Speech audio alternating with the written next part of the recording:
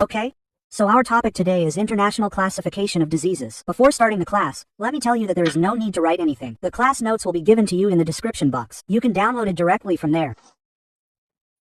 So let's start our next topic of the chapter on concept of health and diseases, that is International Classification of Diseases. In short, ICD, okay? Brother, who created the International Classification of Diseases, or ICD? It was created by WHO. It was created by the World Health Organization. And we use it internationally, as a standard diagnostic classification. There are different diseases, so many diseases. It's standard diagnostic classification, or what is used universally, for different mortality and mortality data. In the whole world, if we can universally prefer one thing, then that is International Classification of Diseases. For different diseases, and for mortality data. Now where is it used? It is used in International Classification of Diseases. First of all, it is diagnostic classification, so you will get information about all diseases in it. And all over the world, if anything new is added about it, then it gets added through new chapters. So we can use it as a base in all the health fields that, brother, we are talking about our International Classification of Diseases by making it a base.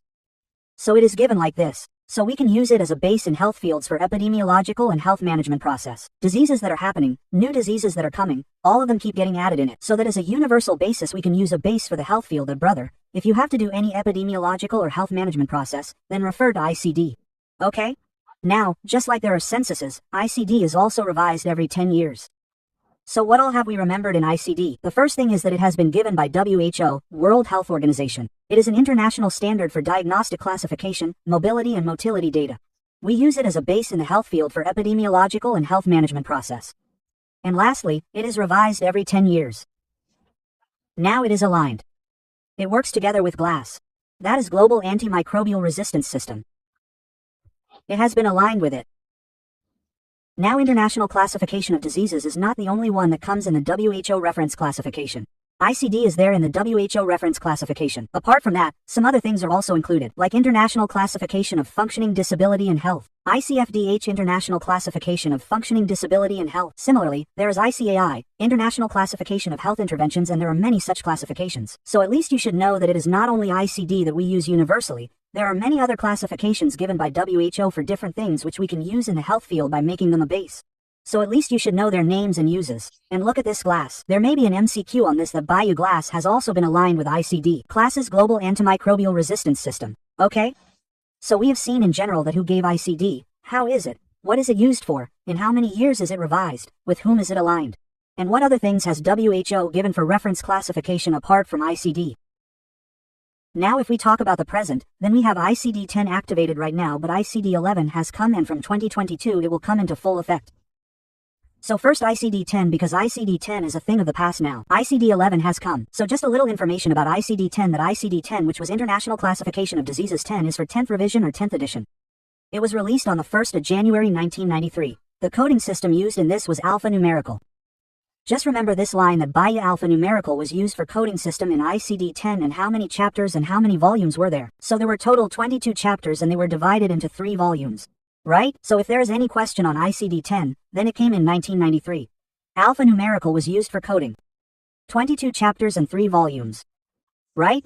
If we have to study more, we will study about ICD-11. What are the things in ICD-11?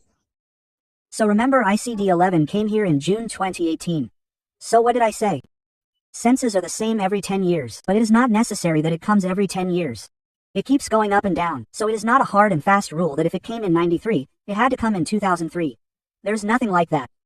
It is just a date to remember that what is going on now, when did it come and when will it come in full effect. So remember ICD-11 now that it came in June 2018, but it will come in full effect from January 2022. So remember that ICD the 11th of May have an MCQ on it that it will come in full effect from January 2022. Now, if we talk of numericals, which ones are used in it? Aerobic numericals are used in this.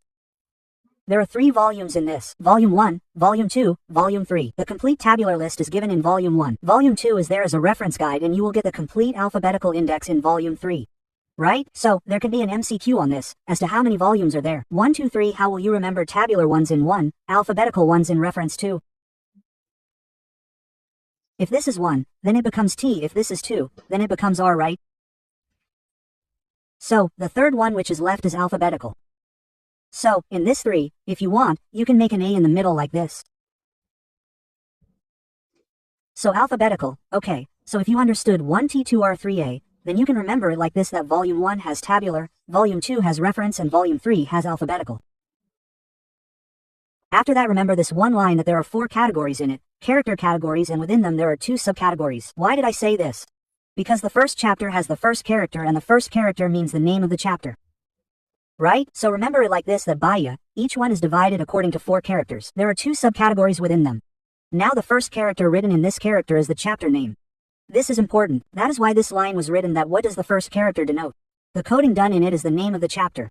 Right? So we have seen a little about ICD 11. It was released in June 2018, but it will come in full effect from June 2022. Aerobic has been used as numerical. It is in 3 volumes. Volume 1 has a tabular list. Volume 2 has a reference guide. Volume 3 has an alphabetical index. Okay? And if the first character shows 4 characters, then the first character tells the name of the chapter. Okay? Now a few more things. How many are there in total in it? So it has 26 chapters. ICD-10 had 22 chapters and 3 volumes. Whereas ICD-11 has 26 chapters and 3 volumes. Okay? Apart from 26 chapters, it is also given in the form of V and X. We will see what is VX. There are 26 chapters in these. Now you may not remember all the chapters. So, we have to remember some important things. Some important chapters on which MCQs can come. First of all, what comes in Chapter 6? Mental behavior and neurodevelopmental disorders come under it. What is in Chapter 21? Chapter 21 has such signs and symptoms and clinical findings which are not found anywhere else. These specific things, such clinical findings or signs and symptoms which are not found anywhere else, you will find them in Chapter 21. Chapter 26 is reserved for traditional medicine. So, 26 has traditional medicine, 21 has such signs and symptoms which are not found anywhere else, and 6 mental health. Now, what does this coding of VXYZ mean? V means that it is a supplementary section. Then for functioning assessment, we have named the supplementary section as V. Apart from that, as far as X is concerned, XX for extension codes are concerned. After that, remember these 2 categories, Y and Z, which are residual categories. They are kept as extras, so that if you find any other specified disease, put it in Y. If you find any other unspecified disease, put it in Z. So Y and Z are kept for adding extra things here as residual categories of specified or unspecified diseases. Right? So this is VX and Z. Right? Now, one question that you may have, which I think, is which new chapters have been added in ICD 11? So, which new chapters have been added? So, look, sleep-wake disorder has been added. Apart from that, disorders related to sexual health have been added. Gender incongruity exists in this, which is earlier present in mental health. So an MCQ can come on this because earlier it was in mental health and now it has come in the chapter of sexual health. Apart from that, diseases related to blood or blood-forming organs have also been added. A separate chapter has been made for disorders related to immune system. Traditional medicine, we had already seen that traditional medicine was our chapter number 26, and extension codes have been added. So we had already seen that for that we had used coding X. So these are some things that you have to remember for the new chapters. How will you remember? So I will say sleep sex bite. Sleep stands for sleep-wake disorder. Sex stands for sexual health conditions. B stands for blood and blood-forming organs. I for disorders related to immune system. T is for disorders related to traditional medicine, and Z for extension codes. So in this way you can remember which new chapters have been added in the International Classification of Diseases. Okay? If I talk about the question, then ICD-10 is very important for theory. I will directly write International Classification of Diseases. You can come to this as a short note. If I talk about Viva, then remember some important points in Viva. First, who made it? Second, in how much time does it take to revise? Although it is not a hard and fast rule that it will come in 10. Third, another thing that is asked is that apart from ICD, what are the other reference classifications? Their names are asked. Then in ICD-10, it is asked that brother, how many chapters and how many volumes are there in ICD-11? Regarding ICD-11, because it is the latest right now, you will be asked when did it come and when will it come in full effect. 3 volumes can be asked from you in Viva. What is there in all 3 volumes? Apart from that, you are asked that brother, how many chapters and how many volumes? So 26 chapters, 3 volumes, and 1 new question which is going on right now, which will be asked, that is which are the new chapters related to ICD-11. Right? Now if I talk about MCQs, all the underlined parts in our notes and slides were asked in different PG entrance exams. These are MCQs. So I got one MCQ that who made it. So WHO has given it. And what is it used for? It is used as a base for health fields. In how much time does it get revised? At least it gets revised in 10 years. MCQs have come on these. MCQ has come on ICD-10 that what is used in coding system in it. So the question that comes on alphanumerical and ICD-10 many times is that how many chapters, how many volumes? So 22 chapters are in 3 volumes. ICD-11 has just come. Questions can be made on it. So do check that. So these are the things that you must know about the International Classification of Diseases or ICD.